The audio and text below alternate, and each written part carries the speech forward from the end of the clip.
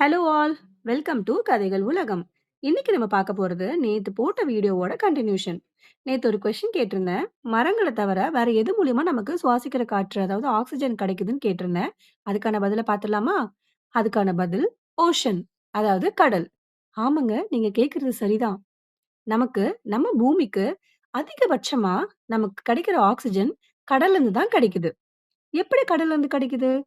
கடல்ல இருக்கிற சின்ன சின்ன உயிரினங்கள் பைட்டோபிளாங்க்டன், ஆல்கே இதெல்லாம் தான் உற்பத்தி பண்ணுது. அவங்கலாம் எப்படிப்பா உற்பத்தி பண்றாங்க? அவங்க சன்லைட்ட, அதாவது சூரிய ஒளிய யூஸ் பண்ணி நமக்கு ஆக்ஸிஜன புரொடியூஸ் பண்ணி குடுக்குறாங்க. அப்படின்னா, நம்ம சுவாசிக்கிற காற்றுக்கு கடலும் ரொம்ப பெரிய முக்கிய காரணம்.